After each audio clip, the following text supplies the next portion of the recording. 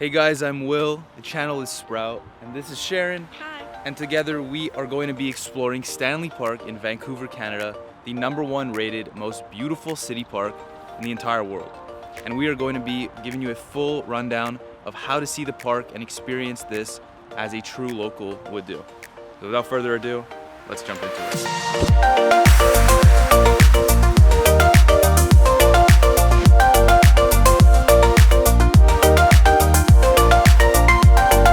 So the absolute best way to tour Stanley Park is actually by bike. And so what you can do is rent bikes on Denman Street, which is just right outside of the park, for super cheap for a couple of hours. And that is exactly what we did.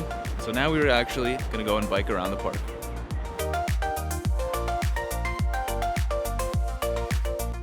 The first viewpoint we explored was Vancouvers Skyline. And honestly, it made me a bit worried that the rest of the seawall just wouldn't measure up. But it didn't seem like Sharon agreed. Does it get better? Yeah, it keeps getting better. Every little spot you pass is just gonna look prettier.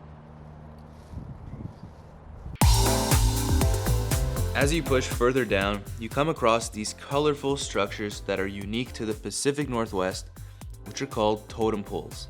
So behind me are Totem Poles, and I've actually learned so much about their history just from growing up, but because they're unique to the west coast of BC, I've never been able to see one in person. And the reason why they're unique to the west coast of BC is because they belong to certain indigenous tribes that are only located there. I actually don't know what these are for or what they really mean. Each carving on each different totem pole actually has a different meaning, and there's different symbols that represent different mythical events. And how do I know this? Not because I'm so intelligent and such a great tour guide and so resourceful, but because there's actually a sign that says exactly what I just told you.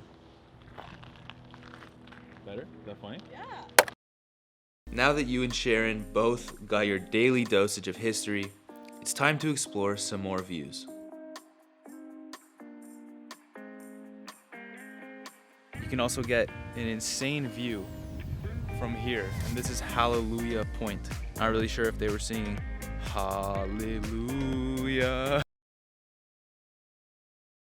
when they thought about the name for this point, but I would have to guess that was the case.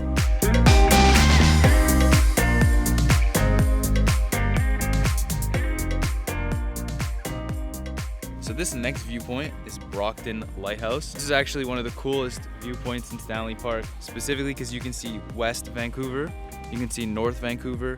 In front of me you have the city of Vancouver, and you also have the Pacific Ocean and a freaking lighthouse, which is really cool. This is the reason I love Vancouver, because you have the water, you have nature, and the city all in one. You can sit in one spot and be able to experience all of it.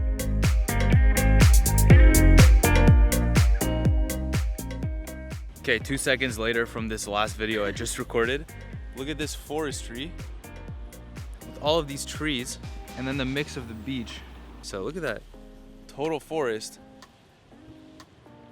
very nice beach. And we're in Canada. Wow. So now we're at Prospect Point. Yes, this is one of the best lookout spots in Vancouver. You get to see most of every part of the city. This is actually one of the nicest views I've ever seen in my life. If you thought that what you just saw was unbearably gorgeous, think again. Do you miss me at all? Do you think about the things we used to do? We just turned the corner at Seawash Rock, which is one of the more recognized monuments in Stanley Park. And a lot of people say that it looks like a bowling pin, but it definitely looks like SpongeBob SquarePants' house. Thoughts? I agree. Once you get up, you just don't know how you're gonna get down. And then a little bit further down, right after Seawash Rock, is Second Beach. And I find it absolutely insane that I'm in Canada right now, and my feet are in the sand. I'm watching people having a good time sitting on the beach. And right now it's January 18th. I'm still in the same country. I'm still in Canada, and I'm on the ocean beach. I can post this video on Instagram, and people will think I went to the Dominican Republic or whatever.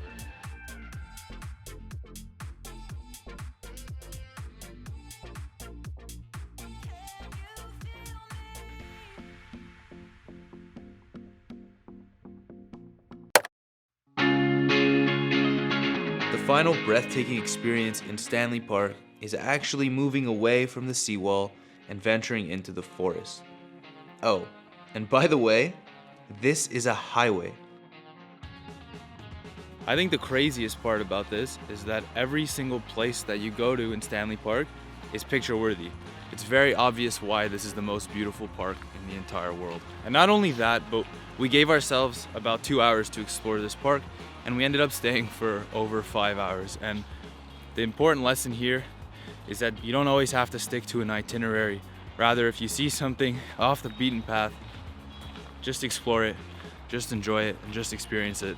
So while I was editing this video, I realized I forgot to say probably the most important part, which is that all of this is very COVID friendly. So wherever you're from, you can go in your own country and explore the parks and the outdoors without putting both yourself and other people at risk. So with that, if you like this video and you want to see more experiences like this, please make sure to smash that subscribe button. And if you want Sharon to tour you around, then I don't really know what she's gonna do because she doesn't actually work for Stanley Park. So take care, and I'll see you guys for the next adventure.